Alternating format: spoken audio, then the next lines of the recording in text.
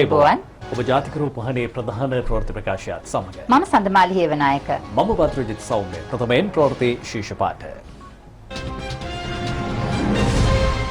රජයේ කොවිඩ් පාලන වැඩපිළිවෙල ව්‍යවසායකින්ගේ පැසසුමට.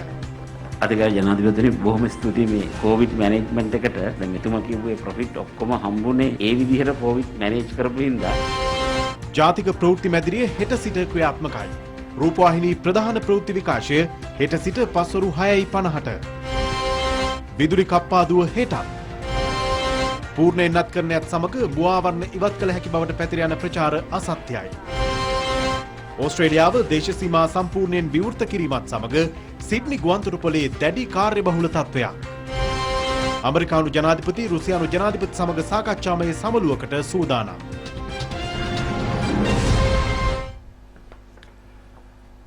දේශීය කර්මාන්ත සඳහා යෝජනය කර රට ගොඩනැගීමට එක්වන්නයි ජනාධිපති ගෝඨාභය රාජපක්ෂ මැතිතුමා දේශීය ව්‍යවසායකින්ට ඇරයුම් කරනවා. ක්ෂේත්‍ර රැසක මහ පරිමාණ ව්‍යවසායකින් සමග ජනාධිපති කාර්යාලයේ අද පැවති සාකච්ඡාවකදී ජනාධිපතිතුමා ඒ පිළිබඳ අදහස් පළ කළා. සංවර්ධන ක්‍රියාවලියට පෞද්ගලිකංශයේ දායකත්වය ලබා ගැනීමේ අරමුණෙන් සාකච්ඡාව කැඳවා තිබුණා. විදේශ විනිමය උත්පාදනය, රාජ්‍ය මුදල් ප්‍රතිපත්තිය, විදේශ රැකියා ප්‍රවර්ධනය, ආයෝජන දිරිගැන්වීම, අපනයන ඉහළ නැංවීම, පුනර්ජනනීය බලශක්ති, කෘෂිකාර්මික නිෂ්පාදන, පොහොර ප්‍රමාණවත්ව සැපීම, සංචාරක කර්මාන්තයේ ප්‍රවර්ධනය ඇතුළු ක්ෂේත්‍ර රැසක් පිළිබඳ මෙහිදී සාකච්ඡා කෙරුණා. පුනර්ජනනීය බලශක්තිය, හරිත කෘෂි කර්මාන්තය, තාක්ෂණ උද්‍යාන, හරිතාගාර ඇතුළු ක්ෂේත්‍ර රැසක මහ පරිමාණ ආයෝජනයෙන් විදේශ විනිමය පාලනය කිරීමේ මහඟු අවස්ථාවක් උදාවන බව ජනාධිපතිතුමා මෙහිදී පෙන්වා දුන්නා. දේශීය ව්‍යවසායකින් රට ගොඩනැගීමට ලබා දෙන සහාය එතුමාගේ ඇගීමට ලක් වුණා. ජනාධිපතිතුමා කියා සිටි ලෝක වසංගත තත්ත්වයකට මුහුණ දෙමින් ආර්ථිකයේ ගොඩනැගීමට රජය උත්සාහ දරන අවස්ථාවේ ඇතමුන්සේ පටු අරමුණු වෙනුවෙන් ගෙන යන වැරදි මතවාද නිවැරදි කිරීමට ව්‍යාපාරික ප්‍රජාවට හැකියාව පවතින බවයි. ලෝකල් ඉන්වෙස්ට්මන්ට් සුත් වැඩි කරන්න ගාක් ෆීල්ස් තියෙනවානේ වැඩි කරන්න පුළුවන් ඒවා. ටයිල් 100%ම වගේ රෝ මැටීරියල් තියෙන ලංකාවෙමනේ. ඉතින් ඒ වගේ ඉන්ඩස්ට්‍රීස් ඩයිවර්සිෆයි කළා මං හිතන්නේ ඉන්වෙස්ට්මන්ට් ලෝකලි කරන දැන් රිනියවබල් එනර්ජි ගාක් ඉන්වෙස්ට්මන්ට් ගන්න පුළුවන් වින් වලට සෝලා වලට මේ ඉන්වෙස්ට්මන්ට් වැඩි කරන්න අපි පිටින් ගේන්න ඕනේ නැහැ ඇත්තටම ඔයගොල්ලන්ට පුළුවන් නම් මෙහි ඉන්වෙස්ට් කරන්න ඒ වගේ වට ලෝකල් ඉන්වෙස්ටර්ස්ලාට ගොඩක් ඔපචුනිටිස් තියෙනවා ඊළඟට මම පුෂ් කරන එකක් තමයි මේ ග්‍රීන් ඇග්‍රිකල්චර් දැන් ඒකට ඕන ඉන්වෙස්ට්මන්ට්ස් දැන් ගොඩක් ඒවා බැලුවොත් අපේ ඉෂුව එක තියෙනවා ප්‍රොඩක්ෂන් වැඩි කරගන්න ඒකට ටෙක්නොලොජි එක දැන් මේ ග්‍රීන් හවුසස් දැන් ඒවා උනත් ඉන්වෙස්ට් කරනවා නම් දැන් ඇත්තටම ගොඩක් ෆීල්ඩ්ස් තියෙනවා ෆ්ලවර් ඉන්ඩස්ට්‍රි එකම අපි කොච්චර ගේනවද මල් තාමත් මල් ගේනවා පිට රටින් මේ වගේ ඒවා කරනවා නම් අපිට මේ ෆොරින් එක්ස්චේන්ජ් ගෙන්න ගන්නවා වගේම ෆොරින් එක්ස්චේන්ජ් සේව් කරගන්නත් පුළුවන්. ඉක්ුත් දෙවසර තුළ ඉදිකිරීම් ක්ෂේත්‍රයේ සිදු වූ පිබිදීමත් සමග සිමෙන්ති සඳහා ඇති ඉල්ලුම ඉහළ යාමෙන් එහි හිඟයක් මතුව ඇති බව සාකච්ඡාවට එක් වූ අමාත්‍ය බැසිල් රාජපක්ෂ මහතා පෙන්වා දුන්නා. ඉතින් අපිට දැන්ට අඩු වෙලා තියෙන්නේ සිමෙන්ති තමයි ප්‍රධානම එක. ඉතින් ඒකට විසඳුමක් ඇටියට තමයි ජනාධිපතිතුමා ආපු හැටියෙම සිමෙන්ති කර්මාන්ත ශාලාවකට අවසර දීලා මං හිතන 7 වෙනිදා ඒක මේව කරාම ඒතකොට ලංකාවෙම සිමෙන්ති 100% අවශ්‍යතාවය නිෂ්පාදනය කරන්න පුළුවන්. අද මිල පාලනය කරලා තියෙන්නේ බෙහෙත් විතරයි. අනිත් ඔක්කොම නිදහස් කරලා තියෙනවා. ඒකෙන් අයුතු ප්‍රයෝජන ගන්න හොඳ නැහැ. අපි මේ රටේ නිෂ්පාදනය කරන මෙතන ඉන්නවා හොඳ කර්මාන්තකරුවන්. මේ දැන්ටත් කීපයක් ආරම්භ කරලා තියෙනවා. හැකියපමණ මෙහි ඉන්ඩස්ට්‍රීස් අපි ලයිස්තුව දීලා තියෙන හැම එකටම කළා අපි ඒකට අවශ්‍ය කර්මාන්ත වලට අවශ්‍ය ඉඩම් දෙනවා, විදුලිය දෙනවා, වතුර දෙනවා. ඒ පහසු ඔක්කොම දීලා ඔයාලට පුළුවන් නම් මේ දැන් වොෂින් මැෂින් 1,25,000ක් ගෙනල්ලා දැන් ලක්ෂයක් විතර මෙහෙ හදනවා. ඉතින් 25,000 හැදුවොත් ඉන්නවා හුඟ දෙනෙක් දැන්ට ඉන්නවා ටීවී හදනවා. ඉතින් ඒවා ඔක්කොම ටයිල් ගෙන්නීම නාත්තරපු නිසා දැන් ටයිල් හදීමේ කර්මාන්ත ශාලා කීපයක් එනවා. අත්පිට මුදලට ඉන්ධන ලබා ගැනීම අභියෝගයක් වුවද සංවර්ධනයට සහ කර්මාන්තවලට හානියක් නොවන අයුරින් ඉන්ධන සංචිත පවත්වාගෙන යාමට රජය කටයුතු කරන බව මහ බැංකුව අධිපති අජිත් නිවාර් කබ්‍රාල් මහතා ප්‍රකාශ කළා. මෑතකදී යම් යෝජනා තිබුණා ණය නොගෙවා සිටිය යුතුයි කියලා. ණය නොගෙවුවම වෙන්න දේ තාමත්ම දැවැන්ත අර්බුදයකට රට යනවා. ඒ යෑම අපි නතර කරගන්න පුළුවන් වෙලා තියෙනවා. අමාරුවෙන් හරි සියලුම ණය ගෙවීම හරහා අපිට පුළුවන් වෙලා තියෙනවා ගනුදෙනු කරගැනීමේ ස්වභාවය නතර නොකර යන්න. රජයේ කොවිඩ් පාලන වැඩපිළිවෙල ඇගීමට ලක් කළ ව්‍යවසායකින් එහි සාර්ථකත්වයේ හේතුවෙන් තම ව්‍යාපාර ආරක්ෂා වූ බව ප්‍රකාශ කළා. අධිකාරී ජනාධිපතිතුමනි බොහොම ස්තුතියි මේ ඇත්තටම කොවිඩ් මැනේජ්මන්ට් එකට දැන් මෙතුමා කිව්වේ ප්‍රොෆිට් ඔක්කොම හම්බුනේ ඒ විදිහට කොවිඩ් මැනේජ් කරපු හින්දා මොකද ඒ විදිහට කොවිඩ් මැනේජ් නොකරනම් ඒ කම්පැනි එකකටවත් ඒ වගේ වෙන්නේ නැහැ. අපිට පිට රටවල ඕඩර්ස් වැඩිපුර එන්නේ අනිත් රටවල් හරියට කොවිඩ් මැනේජ් නොකරපු හින්දා තමයි ඇත්තට මේ ඕඩර්ස් ටික ගැලවිලා ලංකාව වගේ රටකට ආවේ. නැත්නම් මෙච්චර කලකට එහෙම තිබුණේ නැහැ. වෙන අවුරුදු වල ඉම්පෝට් කරපු බිල් වල එක වැඩි වෙන්න හේතුවක් තමයි දැන් ගිය අවුරුද්දෙන් බැලුවොත් කම්පැනි වල මිෂිනරීස් කියන්නේ ඉක්විප්මන්ට් වගේවා $4 බිලියන් වල ඉම්පෝට් කරලා තියෙනවා. ඉතින් ඒකින්ද මේ අවුරුද්දේ ඒ වගේ දේවලුත් තියෙනවා. ඒක කම්පෙයාර් කරොත් ප්‍රීවියස් එකත් එක්ක එතන 3 බිලියන්. ඒතර 1 බිලියන් වල කියන්නේ කැපිටල් ගුඩ්ස් ඉම්පෝට් එක වැඩි වෙලා තියෙනවා. ඉතින් මම හිතන්නේ ඒකේ රිසල්ට් එක එන්න මේ අවුරුද්දයි ලබන අවුරුද්දයි වෙයි. මොකද දැන් මිෂනරිස් හයි කරන් යන හින්දා කම්පැනිස් වල අවාලා උන්ඩියාල් කියන ක්‍රමයට ගන්න මුදල් ලංකාවට එනවා කියලා. ඒක ලංකාවට එන්නේ නැහැ ගරු ජනතාවට. ඒක ලංකාවෙන් පිට පවතින. පිට පැවතිලා අනිත් ඔය ඩ්‍රග් ට්‍රැෆිකින් වගේ වැඩවලින් එකතු වෙන රුපියල් ටික තමයි මේගොල්ලන්ට දීලා මේගොල්ලෝ අර account එකකින් වෙනට transfer කරන්නේ. එතකොට ඒකෙන්ම පාවිච්චි කරලා සමහර අය තමන්ගේ දරුවට උගන්වන්න සල්ලි යවන්නේවත් තියෙනවා. ඉතින් ඒක නිසා යම්කිසි soft corner එකක් තියෙනවා සමහර අයගේ මේ කියන අය පිළිබඳව. හැබැයි මේ ඉතුරු මාස ජුලයි වෙනකන්වත් අපි අඩු ගන්න මේ 1 බිලියන් ගෙවනකන් හරි මේ ක්‍රමය తాවකාලිකව නතර කරගන්න පුළුවන් නම් ලොකු සේවයක් වෙනවා. අධ්‍යාපනය සඳහා සිසුන් විදේශගත වීම සම්පූර්ණයෙන් නතර කර රට තුළ එම අධ්‍යාපන අවස්ථා උදා කර දීමට අවශ්‍ය යාන්ත්‍රණය සකසන ලෙස ඔවුන් මෙහිදී ජනාධිපතිතුමාගෙන් ඉල්ලා සිටියා. ජනාධිපති ලේකම් ගාමිණී සෙනරත්, ජනාධිපති ප්‍රධාන උපදේශක ලලිත් වීරතුංග, මුදල් අමාත්‍යාංශයේ ලේකම් SR ආටිගල යන මහතුරුන් ඇතුළු නිලධාරීන් හා විවිධ ක්ෂේත්‍රගත ව්‍යවසායකින් රැසක් මේ අවස්ථාවට එක්ව සිටියා. පුරා දශක 4ක් ප්‍රේක්ෂක විශ්වසනීයත්වයේ දිනා ගනිමින් වගකීමෙන් ප්‍රවෘත්ති වාර්තා කරන ඉඩතු අප නැවුම් වෙනසකට සූදානම්. ඒ සඳහා තව ඇත්තේ පැය 24කටත් අඩු කාලයක්.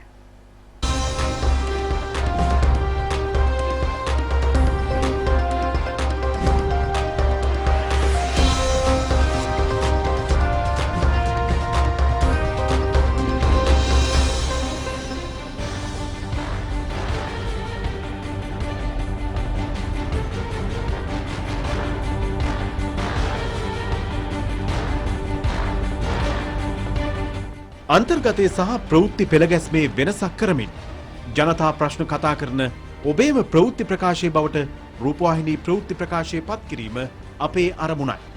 දවසේ උණුසුම් සිදුවීම් සමග පක්ෂ විපක්ෂ දේශපාලන හඬට ඉඩකඩ විවර කරමින් ආර්ථික සමාජීය හා සංස්කෘතික සියලු ක්ෂේත්‍ර ආවරණය වන පරිදි අපගේ ප්‍රවෘත්ති ප්‍රකාශය වෙනස්ම ආකාරයකින් ඔබට සමීප කිරීමට අප සූදානම්.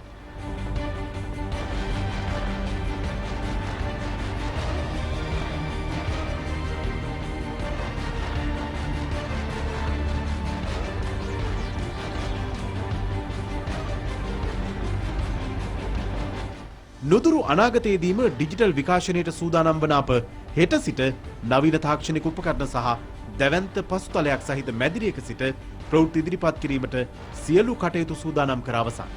මේ සියලු කාර්යයන් රූපවාහිනී සංස්ථා කාර්ය මණ්ඩලයේ පමණක් යොදාගෙන සිදු කිරීම විශේෂත්වයක්.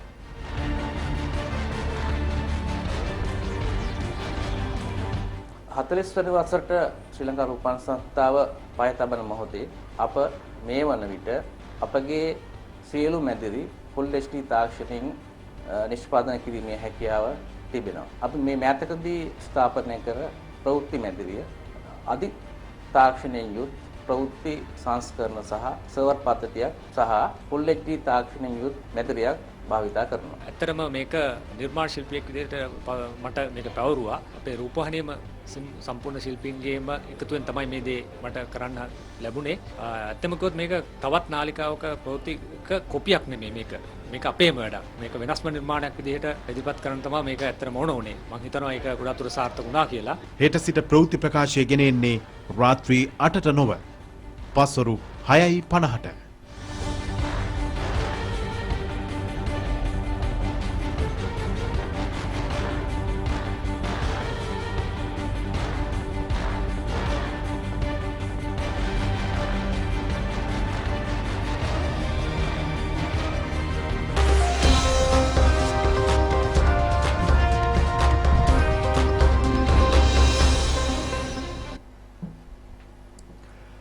ලෝක සංචාරක මඟ පෙන්වන්නන්ගේ දිනය අදට දී තිබෙනවා. ඒ නිමිත්තෙන් විශේෂ වැඩසටහන් රසක් සංවිධානය කර තිබුණා.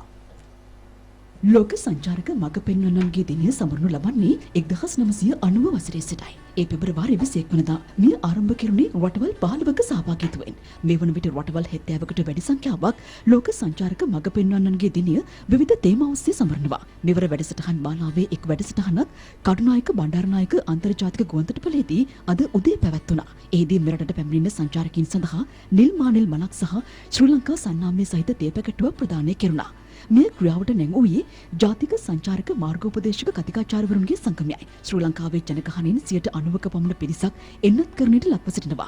ඒ අනුව මෙරටට පැමිණෙන සංචාරකීන්ට ආරක්ෂිතව සිය ගමනාන්තය කරා යාමේ පහසුව සැලසෙනවා. ජාතික සංචාරක මාර්ගෝපදේශක කතිකාචාර්යවරුන්ගේ සංගමය පවසන්නේ ශ්‍රී ලංකාව ආරක්ෂිත ගමනාන්තයක් බවට තහවුරු කිරීම ලෝක සංචාරක මඟ පෙන්වන්නන්ගේ දිනේ මෙවර එක් අරමුණක් බවයි. ඇත්තටම අපි බොහොම අසුබවාදී කාලයක් පසු කළ සංචාරක කර්මාන්තය වෙනුවෙන් දැන් නව පිබිදීමක් ඇතිවෙමින් තිබෙන මොහොතක අපි උත්සාහ කරනවා ඇත්තටම අපේ මාර්ගෝපදේශකවරුන්ගේ කාර්යභාරය ලෝකයට පෙන්වලා දෙන්න.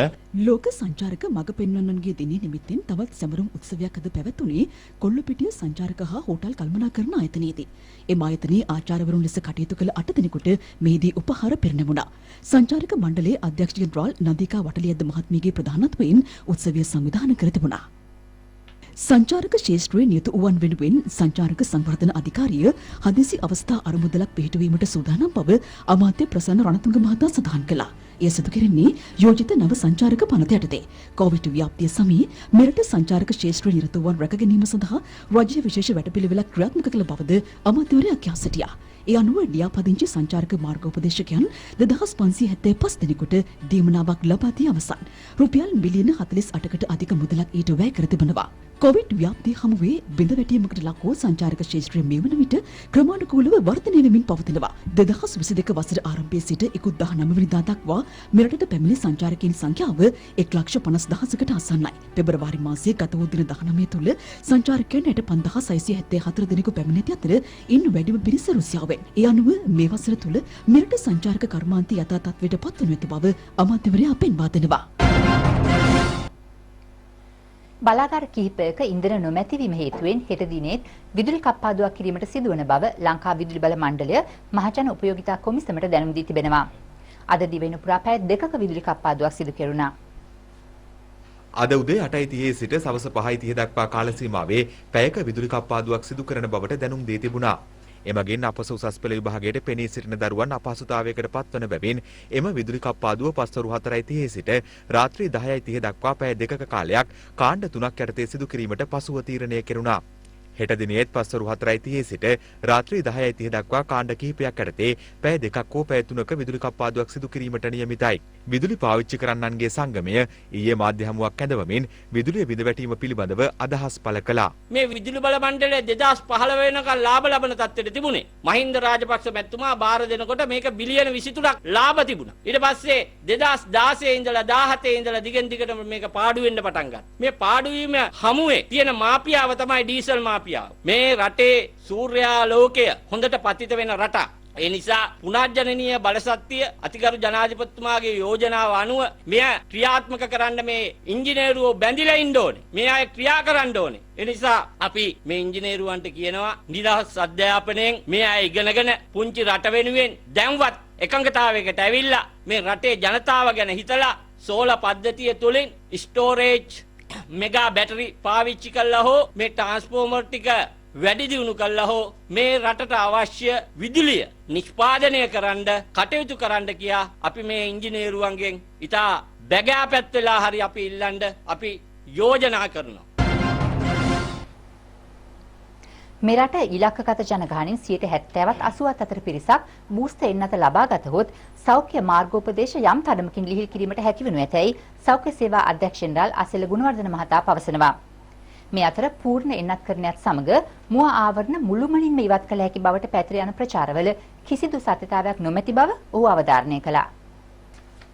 දැම්මම ෆේස් මාස්ක් එක අයින් කරන්න පුළුවන් තැනක නෙමෙයි ශ්‍රී ලංකාවේ ඉන්නේ. අපි තාමත් බූස්ටර් මාත්‍රාව 40%කට ආසන්න ප්‍රමාණයකට තමයි අවශ්‍ය ඉලක්කගත කණ්ඩායමෙන් අපි ලබා දීලා තියෙන්නේ. ඉතින් මේක 70%ක් 80ක් වුණොත් තමයි අපිට යම්කිසි ප්‍රමාණයක මේ තියෙන රෙස්ට්‍රික්ෂන්ස් අයින් කරන්න පුළුවන්ද කියන එක ගැන අපිට හිතන්න පුළුවන්. එතකොට රජයක් විදියට හෝ නැත්නම් රටක් විදියට අපි ගන්න තීරණයකට ඒ කාලෙ වෙනකොට එන්න පුළුවන්. දැනට ඔමික්‍රොන් ප්‍රභේදය පැතිරීමෙන් යනවා. ඒ නිසා දැන් කිසිසේත්ම මාස්ක් එක අයින් කරන්න පුළුවන් කමක් නැහැ. කොවිඩ් ප්‍රතිශක්තිකරණ වැඩසටහන යටතේ මෙරට ජනතාවට ලබා දී ඇති සමස්ත නත් මාත්‍රා ප්‍රමාණය 3,74,21,302ක්.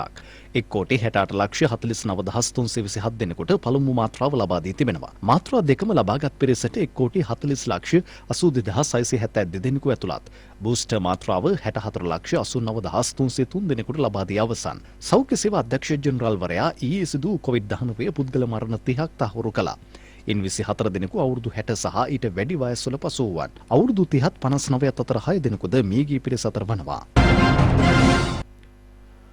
ඔස්ට්‍රේලියාව කොරෝනා වසංගතයෙන් පසු සිය දේශ සීමා අද සම්පූර්ණයෙන් විවෘත කළා. බලධාරීන් පවසන්නේ ඒ අනුව පූර්ණ නත්කරණයට ලක් වූ පුද්ගලයන්ට අද සිට ඔස්ට්‍රේලියාවට පැමිණිය හැකි බවයි. එරට දේශ සීමා සම්පූර්ණයෙන් විවෘත කෙරුණේ වසර දෙකකට පසුවයි. ඒ සමග සිඩ්නි ජාත්‍යන්තර ගුවන් තොටුපළේ අද දක්නට ලැබුණේ ඉතා කාර්යබහුල තත්ත්වයක්. ඔමික්‍රෝන් ප්‍රභේදයේ ව්‍යාප්තිය පහව යාමත් සමග සති 3ක කාලයකදී කොරෝනා ආශ්‍රිත රෝහල්ගත වීම සැලකිය යුතු ලෙස අවම වී ඇති බව සෞඛ්‍ය බලධාරීන් පෙන්වා දෙනවා. ඒ අනුව ඔස්ට්‍රේලියානු අග්‍රාමාත්‍යවරයා රට පුරා පනවා තිබූ සීමා ලිහිල් කිරීමට පසුගියදා පියවරගෙන තිබුණා. මේ අතර බ්‍රිතාන්‍ය රජය කොරෝනා වෛරසය සමග ජීවත්වීමේ ක්‍රියාමාර්ගය හඳුන්වා දීමට සූදානම් වනවා. ඒ අනුව එරටද කොරෝනා ව්‍යාප්තිය පාලනයට පනවන ලද සියලු සීමා ඉවත් කිරීමට නියමිතයි. මේ සමග රෝගය ආසාදනය වී ඇති බවට තහවුරු වී ඇති පුද්ගලයින්ට පොදු ප්‍රවාහන භාවිතය, තම රැකියාවන් වල යෙදීම වැනි ක්‍රියාකාරකම් වල නිරත වීමටද අවසර හිමි වනු ඇති. බ්‍රසීලයේ මෑත සති කිහිපය තුළ කොරෝනා ආසාදිතයින් වාර්තා වීමේ යම් වර්ධනයක් දක්නට ලැබෙනවා.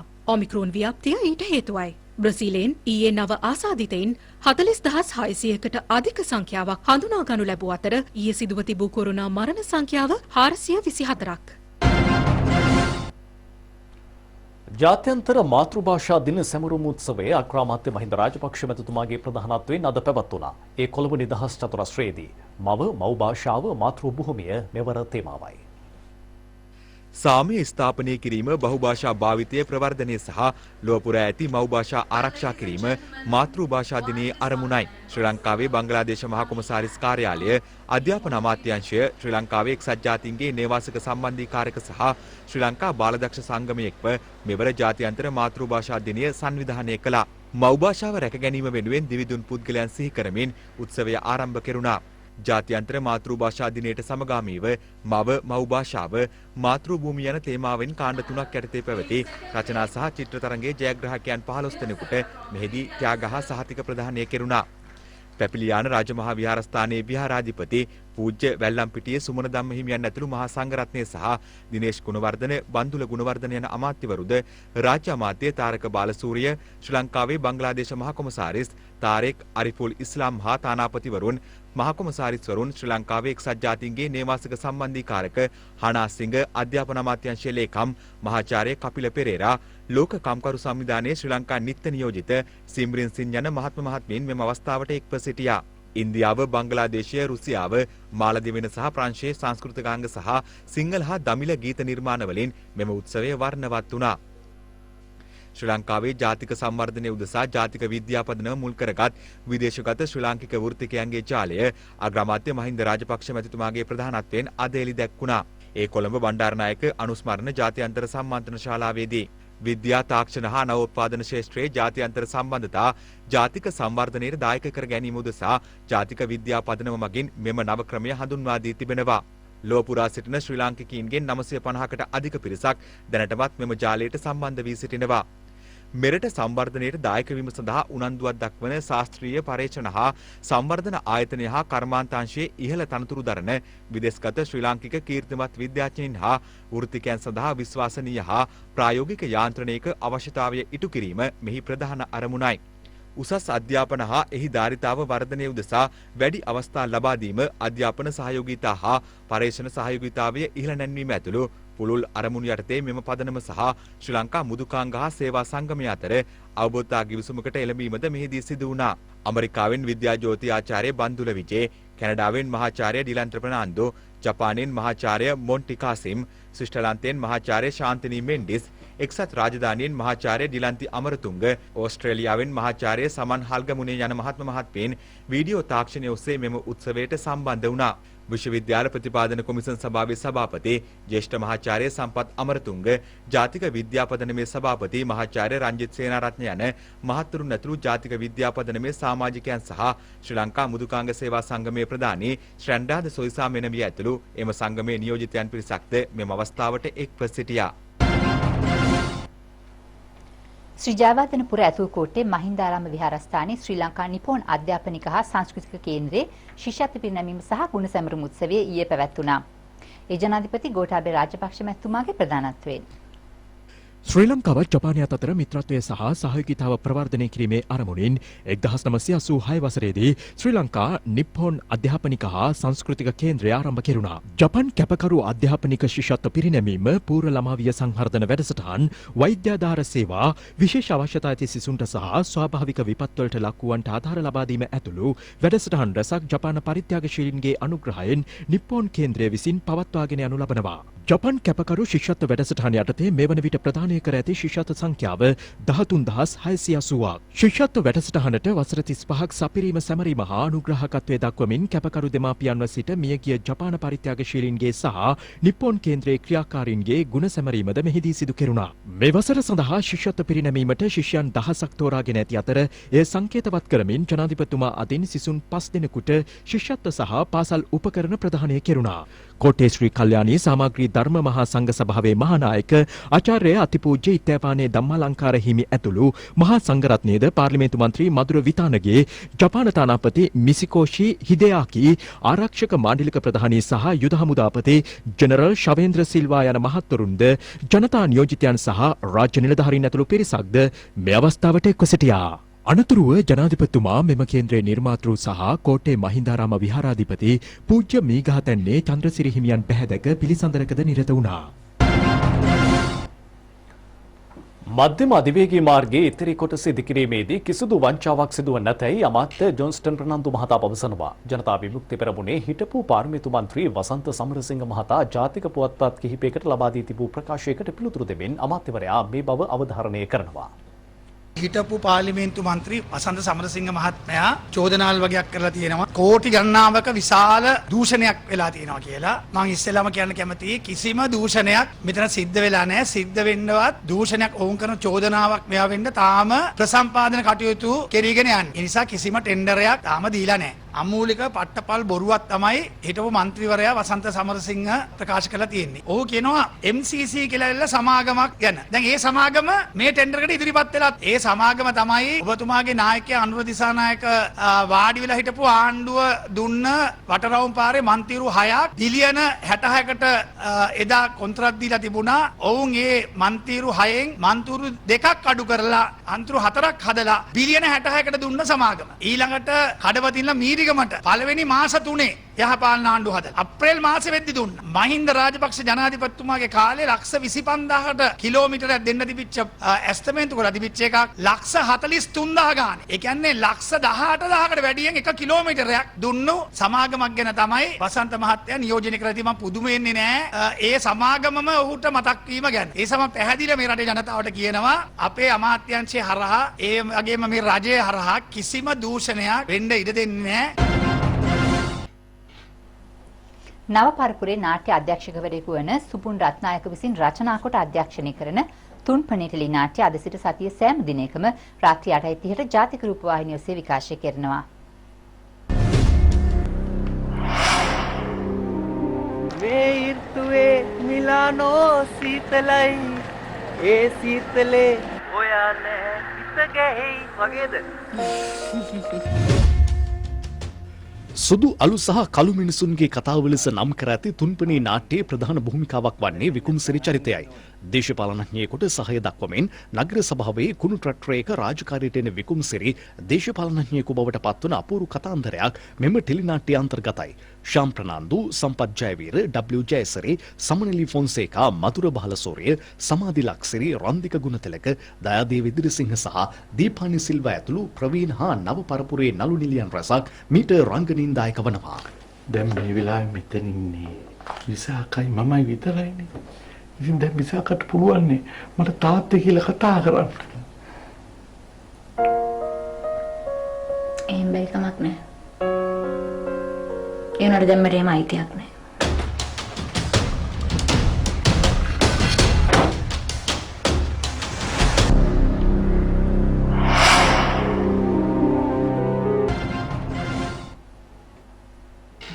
ශ්‍රී ලංකා පොදුජන පෙරමුණේ කාන්තා බල මණ්ඩල රැස්වීම මේ දිනවල පැවැත්වෙනවා. ආසන මට්ටමින් පැවැත්වෙන එම රැස්වීම සඳහා කාන්තාවන් ඉතා උනන්දුවෙන් සහභාගී වන බවයි අප වාර්තාකරුවන් පවසන්නේ. ශ්‍රී ලංකා පොදුජන පෙරමුණේ හඟුරන්කෙත කාන්තා බලමණ්ඩල රැස්වීම ඊයේ පැවැත්වුණා. ඒ පාර්ලිමේන්තු මන්ත්‍රී SB දිසානායක මහතාගේ ප්‍රධානත්වයෙන්. ලෝකේ ප්‍රධාන පොසත් අතවල සාප්පුවට ගියාම ලස්සන ඉලෝවල් පරතු වර්ග තියෙනවා. මේක පැත්තකින් තියෙනවා. වසරිස නැති හරිත පළතුරු වගේ ඉලෝවල්. අර පොඩක් දෙන්නේ නැහැ. මිනිස්සු ඉල්ලේ ගන්න. මිනිස්සු වගේ ගන්න. ඒකට ලෝකෙ දෙන මිලක් තියෙනවා. එහෙම රට හදන්න තාම වාස්දායක පරිසරයක් තියෙනවා. ඒක පාකිස්තානයේ කරන්න බෑ හදන්න. දෙවිනුවර කාන්තා බලමණ්ඩලයේද ඊයේ රැස් වුණා. ඒ සංවිධානය කරනු ලැබුවේ රාජ්‍ය මාත්‍ය කාංචන විජේසේකර මහතා විසින්.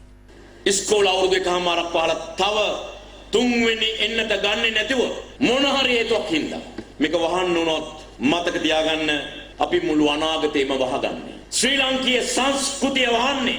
ශ්‍රී ලංකීය ශිෂ්ටත්වය අපි වහන්නේ. ඉස්කෝලේ ගේට්ටුව විතරක් නෙමෙයි අර පේන ඉස්කෝලේ. සංස්කෘතිය අපි වහන්නේ. එනිසා ඒ ඉල්ලීම කරන්නේ මොකද මේ ජනාධිපතිතුමා ඉන්නත් කරන වැඩසටහන ගෙනහිල්ලා දරුවන් මුල් කරගෙන මේ යන වැඩේට අම්මලා තාත්තලා දායකත්වය දෙන්නට ඕන. ඒ වෙනුවෙන් ආණ්ඩුව ප්‍රමුඛත්වය දීලා තියෙන නිසා. පාස්කු ඉරිදා ප්‍රහාරයේ සම්බන්ධ වෙච්ච මරාගෙන මැරිච්ච ප්‍රහාරකයෝ එහෙම නැත්නම් අත්අඩංගුවට ඉන්න පිරිසේ කොහේ හරි දේශපාලන සම්බන්ධයක් තියෙනවා කියලා පොදු ජන පෙරමුණට අපේ කාගේ ප්‍රාදේශීය මන්ත්‍රී කෙනෙක්ට ගෝඨාභය මහත්තයා ඕනේ නැහැ. මහින්ද රාජපක්ෂ මහත්තයා ඕනෙත් නැහැ. අපිට ඕනෙත් නැහැ. අපේ ප්‍රාදේශීය මන්ත්‍රී කෙනෙක්ට හරි එහෙම කිසිම සම්බන්ධයක් නැති දේශපාලන පක්ෂය තමයි පොදු ජන පෙරමුණ. අනිත් හැම පක්ෂයකටම යම් සම්බන්ධයක් තිබුණා. දැන් සහරාන්ලගේ වාර්තාවේ තියෙනවා සහරාන්ල 2015 උදව් කරේ මෛත්‍රීපාල සිරිසේන මහත්තයා. ජනාධිපතිවරණය කරේ. ප්‍රහාරය එල්ල කරපු ඊබ්‍රහීම්ගේ පුත්තු ටික ඊබ්‍රහීම්ලා හිටිය ජනතා විමුක්ති පෙරමුණේ ජාතික ලයිස්තුවේ. දැන් ඔබ හිතනවද ජනතා විමුක්ති පෙරමුණේ ඊබ්‍රහීම් කියපු ජාතික ලයිස්තුවේ නියෝජිතයා මුදල් දීලා එයාගේ පුත්තු දෙන්න ලව්වා ගෝඨාභය රාජපක්ෂලා ජනාධිපති වෙන්න බෝම්බ ගන්නවා කියලා. වෙන කවුරුත් ඕනේ නැහැ ජනතා විමුක්ති පෙරමුණේ. කඹුරුපිටිය කාන්තා බලමණ්ඩල රැස්වීම ඊයේ පැවැත්වුණේ අමාත්‍ය ඩලස් අලහපුරම මහතාගේ ප්‍රධානත්වයෙන්. කියනවා මේ අර්ථ සාධකේ අපි කපනවා. මේ මොන බොරුද? 2017 ඒගොල්ලෝ ගෙනාවු පනතකින් සමාගම් කියන කොටසට අර්ථ සාධක අනුමුදලක් අයිති වෙලා තියෙනවා. ඉතින් ඒක අපි ඊළඟ පාර්ලිමේන්තු සැසිවාරය තුල අපි ඒක අයින් කරලා දැම්මම ඒක ඉවරයි. හැබැයි අපි ඊයේ දැක්කා විපක්ෂ මන්ත්‍රීවරු කියනවා අතීතයට බලපාන පරිදි බදු අය කරගන්න වැරදිලු. ඔන්න දැන් තමයි බල්ලා මල්ලෙන් එළියට පැනලා තියෙන්නේ. දැන් අපි අර්ථ සාධකේ අයින් කරනවා කොහොමද? දැන් කියනවා අතීතයට බලපාන පරිදි බදු ගන්න එක වැරදි. ඒ කම්පැනි වලට අමාරුයි. ඇත්තටම කතා කරලා දෙන ජනතාව වෙනුවෙන් නෙමෙයි. ඒ කොම්පැනි දින 67යි. බේරුවල මැතිවරණ බල ප්‍රදේශයේ ශ්‍රී ලංකා පොදුජන පෙරමුණේ ක්‍රියාකාරීන්ගේ රැස්වීමක් ඊයේ පැවැත්වුණා. ඒ සංවිධානය කරනු ලැබුවේ රාජ්‍ය මාත්‍ය පියල් නිශාන්ත මහතා විසින්. ගෝඨාභය රාජපක්ෂ මැතිතුමා ගැන විශ්වාසය තියන්න එතුමා මේ අවුරුදු 3 ඉවර වෙන්න කලින් රට නැවත යථා තත්ත්වයට ගේනවායි කියන විශ්වාසය අපිට තියෙනවා. ඒ විශ්වාසය රකින්න කියලා පැහැදිලිව කියනවා. දැන් සජිත් ප්‍රේමදාස මහත්තයා ගෙවල් 25ක් 30ක් හදලා අර මොනවා හරි සායන්න කියන නමක් දාලා මේ ගම්මානට ආනකොඩුවේ ගම්මානේ ගෙවල් 25ක් විවෘත කරද්දී හම්මන්තොටත් පෝස්ටර් ගහපු යුගයක් තිබුණා. නේද?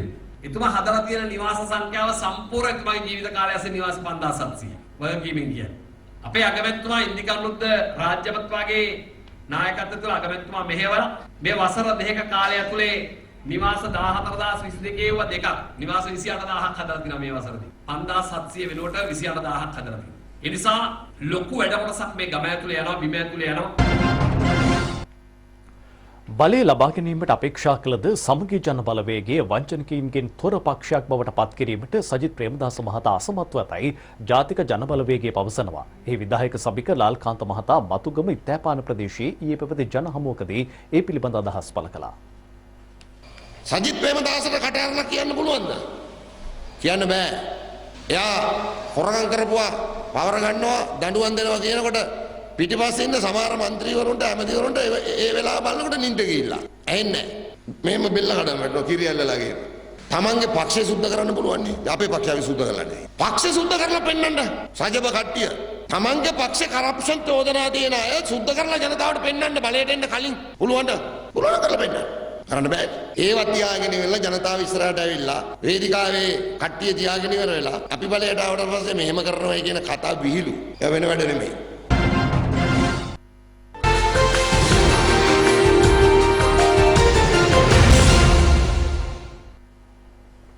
අමරිකානු ජනාධිපති ජෝ බයිඩන් යුක්‍රේන අර්බුදය සම්බන්ධයෙන් රුසියානු ජනාධිපති ව්ලාඩිමිර් පුටින් සමග සාකච්ඡාමය සමුළුවක් පැවැත්වීමට එකඟතාව පළ කර තිබෙනවා.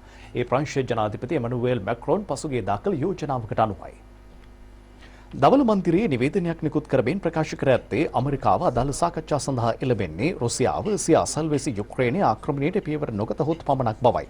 මෙලෙස සාකච්ඡාවට පැවැත්වීම වගේම දරුණුතම ආරක්ෂක අර්බුදය සම්බන්ධයෙන් රාජතාන්ත්‍රික විසඳුමකට එළඹීමට හැකිවනු ඇති බව බටහිර රාජ්‍ය නායකින්ගේ අදහසයි. සිය බුද්ධ්‍යංශ තොරතුරු වලට අනුව රුසියාව මිලිටරි මෙහෙයුමකට සූදානම් වන බවත්, එසේ වුවහොත් රුසියාවට දරුණු ප්‍රතිවිපාකවලටද මුහුණ දීමට සිදුවන ඇති බවත් අමරිකාව පවසනවා. මේ අතර අමරිකානු සමාගමක් වන මැක්සා සමාගම ප්‍රකාශ කරන්නේ නවතම චන්ද්‍රිකා ඡායාරූප මගින් යුක්‍රේන දේශීය සීමා ආශ්‍රිතව සිටින රුසියානු ආයුධ සන්නද්ධ බටපිරිස්වල දැඩි සූදානමක් පෙන්눔 කරන බවයි. රුසියාව මෙම ප්‍රකාශ දිගින් දිගටම ප්‍රතික්ෂේප කිරීම විශේෂත්වයක්. අමරිකා එක්සත් ජනපද රාජ්‍ය ලේකම් ඇන්තනි බ්ලින්කන් සහ රුසියානු විදේශ අමාත්‍ය සර්ගෙයි ලැව්රොච් අතර එළඹෙන බ්‍රහස්පතින්දා පැවැත්වීමට නියමිත හමුවේදී යෝජිත සමුළුව පිළිබඳ සාකච්ඡා කිරීමට නියමිත බව ප්‍රංශ බලධාරීන් පවසනවා.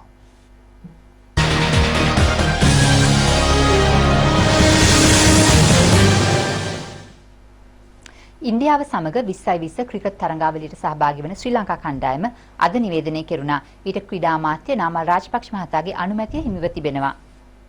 නම් කරන ලද කණ්ඩායමේ නායකයා දසුන් ශානක, පැතුම් නිස්සංක, කුසල් මෙන්ඩිස්, චරිත් අසලංක, දිනේෂ් චන්දිමාල්, ධනුෂ්ක ගුණතිලක සහ කමිල් මිෂාර පිතිකරුවන් ලෙස කණ්ඩායමට කැඳවා තිබෙනවා. ජනිත් ලියනගේ, වනිදු හසරංග සහ චාමික කරුණාරත්න තුන්නිරියව් ක්‍රීඩකයින් ලෙස කණ්ඩායමට ඇතුළත්. දුෂ්මන්ත චමීර, ලහිරු කුමාර, බිනුර ප්‍රනාන්දු, ශිරාන් ප්‍රනාන්දු, මහේෂ් තීක්ෂණ, ජෙෆ්රි වෙන්ඩසේ, ප්‍රවීන් ජයවික්‍රම සහ අශේන් ඩැනියල් පන්දු යැවීමේ අංශයේ ශක්තිමත් කරනු ඇති. ශ්‍රී ලංකාව සහ ඉන්දියාව අතර තරග 3කින් සමන්විත 2020 තරගාවලියේ පළමු තරගය ලබන 24 වෙනිදා පැවැත්වෙනවා. ප්‍රකාශය ඉන් සමාප්තයි.